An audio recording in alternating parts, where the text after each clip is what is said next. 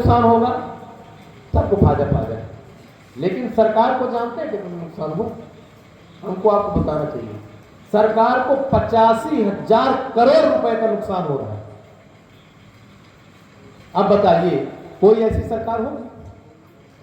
अपना नुकसान कर रही सरकार, तो फायदे मेरा अपना नुकसान करके जनता का फायदा करने का कोई काम कर रहा है। यशस्वी प्रधानमंत्री नरेंद्र मोदी जी की सरकार रही है, डॉक्टर मोहन यादव की सरकार कर रही है, हमारी यशस्वी वित्त मंत्री निर्मला सीतारमण कर रही है। पहली बार ऐसा हुआ स्वतंत्र देश में और यानी विश्व के किसी भी देश में ऐसा कोई भी नियम लागू नहीं किया कि जिसमें सरकार को इतना एकाएक जो नुकसान होना पड़े। लेकिन नहीं, ये नुकसान नहीं है, ये फायदा है। अब उसको मैं कोई बिजनेसमैन तो नहीं, मैं इकोनॉमिक्स का विद्यार्थी भी नहीं हूं, मैं पेशे से चिकित्सक हूं, लेकिन मेरा जो ज्ञान है उसके अनुसार मैं बताना चाहता हूं। सर्कुलेशन ऑफ मनी, मुद्रा का जो प्रवाह है वो कैसे बढ़ेगा? अभी हमारे साहब बैठे थे, ये बैठे हुए, इनने कहा मोटरसाइकिल के गाड़ी खरीदा, कार खरीदने में इनको 2 लाख रुपए बचे। ये 2 लाख रुपए जो बचे हैं ये इसको अपने घर में नहीं रखेंगे, वो 2 लाख रुपए से ये और कोई चीज खरीदेंगे। ठीक है, इनकी डबल खरीदी होगी। और अगर ये मान लीजिए बचा के रख भी देंगे तो इनकी घर में मालकिन उसका कुछ न कुछ खरीद, लेकिन एक दिवाली में सोने का गहना तो खरीद देंगे, तुम गाड़ी खरीद लो, सोने का गहना खरीद लो। जब सर्कुलेशन ऑफ मनी बढ़ेगा, मान लीजिए अभी तक व्यापारिक उदाहरण, आप अभी मान लीजिए अभी तक बाजार में जो व्यापार हो रहा था वो खरीदारी हो रही थी, 1 लाख रुपए की खरीदारी हो रही थी, उदाहरण खरीदारी बहुत ज्यादा होती। अब जीएसटी से क्या होगा कि पैसे बचत होगी और इसमें हर परिवार के जाने अनजाने माचिस से लेकर के तेल, साबुन, कपड़ा, कंघी, जितनी भी जीवनोपयोगी वस्तुएं हैं बस पता नहीं चलेगा, इसलिए कि गरीब आदमी इतना हिसाब नहीं लगाता है। लेकिन जाने अनजाने हर परिवार के महीने में 400 से 500 रुपए छोटे से छोटे परिवार के बचेंगे। मध्यम परिवार के बचेंगे जो वो 3 से 5,000 रुपए बचेंगे। अबे जाने अनजाने बच रहे हैं, लेकिन जब पैसा बच रहा तो उसका क्या होगा? वो पैसा दूसरे चीजों में क्रय में चला जाएगा और जल्दी जल्दी जब सर्कुलेशन होगा तो टैक्सेशन जो बढ़ेगा तो जो कमी हो रही है वो कमी पूरी हो जाएगी। अगर महंगाई होती है तो मनी ब्लॉक हो जाता है, कोई सामान नहीं खरीदता, बोले भैया पैसा बचा के रखो आगे क्या होगा। सही है ना? सब चीज सहारा की परीक्षा थोड़ा सस्ता हो जाए तो फिर खरीदी, मोटरसाइकिल थोड़ी सस्ती हो जाए तो खरीदी, लेकिन नहीं, बाजार में पैसे का बूम आएगा। अभी 22 तारीख को पहले दिन रिकॉर्ड टूट गया, इतनी मोटरसाइकिल, इतनी गाड़ियां खरीदी गई हैं, हर चीज में रिकॉर्ड टूट गया। अरे दिवाली आने दीजिए, धनतेरस आने दीजिए, फिर देखिए बाजार को पहुंचाना मुश्किल पड़ेगा। अब ये इतना तो हुआ, पर जब मांग बढ़ी तो मांग बढ़ेगी तो क्या होगा? मांग बढ़ेगी तो प्रोडक्शन बढ़ाना पड़ेगा। अभी मान लीजिए कोई व्यापारी महीने में मंगवाता था 20 ठो बैग, 20 अटैची मंगवाता था, अब उसकी बिकने लगी 25, तो जब 25 बिकेगी तो प्रोडक्शन बढ़ेगा कि नहीं बढ़ेगा? और जब प्रोडक्शन बढ़ेगा तो वहां पर लेबर बढ़ेगी नहीं बढ़ेंगे? लेबर बढ़ेंगे तो वहां पर मटेरियल ज्यादा आएगा कि नहीं आएगा? ट्रांसपोर्टेशन बढ़ेगा कि नहीं बढ़ेगा? ये है सर्कुलेशन ऑफ मनी। अच्छा, और जब ये होगा तो भारत अपने आप आत्मनिर्भर होगा, सेल्फ डिपेंडेंट। आज हमारे देश की सबसे बड़ी ताकत है हमारे देश की 145 करोड़ के लगभग की जनसंख्या। हमारे देश का जो उपभोक्ता बाजार है इसको विश्व बड़ी कड़ी और टेढ़ी नजरों से देखकर आता है।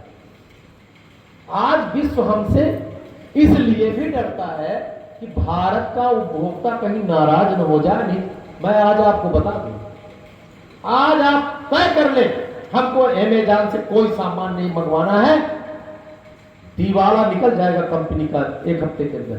नोट कर लीजिए, ये आपकी ताकत है, आप अपनी ताकत को समझ नहीं पाए और हमारी इसी ताकत से भी सबसे झुकता है। ये आत्मनिर्भर का आइडिया आया कब से? हमारे यशस्वी प्रधानमंत्री तो बड़े इनोवेटिव है। शायद ही कोई ऐसा प्रधानमंत्री इस विश्व में होगा कि प्रधानमंत्री के बाद जब पहली शपथ लेता है तो कहता है कि स्वच्छता अभियान चलाएंगे, बहनों के लिए टॉयलेट बनवाएंगे। अरे जो इतना सोच सकता है, जो 24 घंटे में 18 घंटे निरंतर काम करता है, 11 साल 3 महीने हो गए प्रधानमंत्री, एक भी दिन छुट्टी नहीं लिया, एक भी दिन छुट्टी नहीं लिया। वो तो देवात्मा प्रधानमंत्री 24 घंटे सोचते हैं। जब कोविड हुआ 2020 में, कोविड के समय पर विश्व में तहलका मच गया। अब वो कोविड को वैक्सीन लगाना, वैक्सीन लगाना, वैक्सीन लगाना है। अब पहले जब कोई हम लोग वैक्सीन, इसके पहले पोलियो की वैक्सीन हो, चाहे चिकन पॉक्स की वैक्सीन हो, जितनी भी वैक्सीन आती थी सब विदेशों से आती थी। अपने मन माफी को पैसा लेते थे, वसूलते थे, उसकी क्वालिटी का भी कोई भरोसा नहीं होता था। और इतना ही नहीं, आज हम मानते हैं कि 5 साल बाद मिलती थी, तब तक यहाँ बहुत सारे लोग मर जाते थे। पुराने चेचक के समय का ध्यान होगा आपको, अब उस उम्र के तो लोग बचे नहीं है। चेचक से गांव को गांव जड़ जाते थे, चेचक से हैजा से महामारी होती थी, उछल करके लोग दूसरे गांव में चले जाते थे, बोले महामारी है। ये अब जो 70 साल से ऊपर के होंगे वही लोग थोड़ा सा पूर्वजन सुने होंगे, इसलिए मैं बताना चाह रहा हूं। लेकिन हमारे यशस्वी प्रधानमंत्री ने का दृढ़ निश्चय तय किया, चिकित्सकों के साथ, वैज्ञानिकों के साथ बैठ करके बोले नहीं, हम तो वैक्सीन अपने देश बनाएंगे। और वो असंभव का काम करके दिखाए, एक नहीं 3 वैक्सीन बना करके अपने देश में, और 140 करोड़ लोगों को पूरा वैक्सीनेशन, एक नहीं 2 डोज फ्री ऑफ कॉस्ट, कोई पैसा नहीं। इतना ही नहीं मित्रों, विश्व के 80 से ज्यादा देशों में मुफ्त में हमने सप्लाई भी किया है। उदार चरिता नाम तो अब वसुधैव कुटुंबकम, पूरा विश्व हमारा परिवार है। जहां जरूरत पड़ी हमसे मांगा, हमने मुफ्त में दिया। अब बताइए इससे बड़ा इनोवेशन क्या हो? किसी को नहीं मालूम था, विश्व भी अचंभा हो गया जब पहलगांव की घटना हुई। सबको लगा कि मोदी जी 2 बार तो निपटा चुके हैं, लगता है इस बार भी निपटाएंगे, लेकिन चुप, सब साइलेंट, पूरा देश साइलेंट, विश्व साइलेंट। अब इस बार कैसा अटैक होगा भाई? सर्जिकल स्ट्राइक हो गया, एयर स्ट्राइक होगा, इस बार कौन सी स्ट्राइक होगी? किसी को भरोसा नहीं। मित्रों, आप हमारी तैयारी को देखिए, हमने कहीं कुछ टुटर पुटर नहीं किया। ये आत्मनिर्भर भारत की तैयारी थी।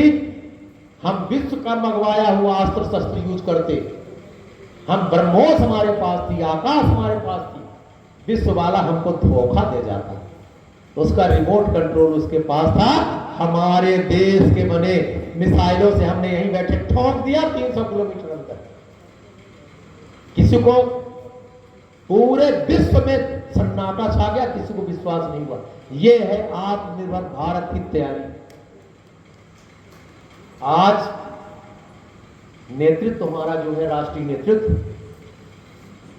हमारे यशस्वी प्रधानमंत्री मोदी जी ने कई बार उनके भाषणों में सुना होगा, आज का भारत ना आंख उठा के बात करेगा, ना आंख झुका के बात करेगा तो आंख में आंख मिला करके बात करेगा। सामने वाले के पास जितने अस्त्र शस्त्र थे वो सब विदेशी थे, चाइना का, अमेरिका का। आज अखबार पढ़ा होगा आपने, बोले हमने अमेरिका वाले को ठोक दिया था, और जो चाइना नहीं, अमेरिका को भी, चाइना दोनों को ठोक दिया। अब उनको चिंता होने लगी है कि आखिर पर भारत के अंदर ये कहां से ताकत आ गई। ताकत तो भारत के पास पहले भी थी, लेकिन पहले ताकत जो थी ना वो हीन भावना की। और जब पॉलिटिकल विल मजबूत होता है देश का, राष्ट्र का, और उसके साथ देश की पूरी जनता होती है, उसका परिणाम जो होता है ऑपरेशन सिंदूर में देखने को मिला। हम आत्मनिर्भर भारत की जब बात करते हैं, हमको भारत को आत्मनिर्भर बनाने के लिए 4-5 विषयों पर जाना पड़ेगा। पहले तो हमको एक तय करना पड़ेगा कि हम प्रतिज्ञा करें, जो है जो पहले से हमारे पास है सो है, उसको हमको फेंकना नहीं है।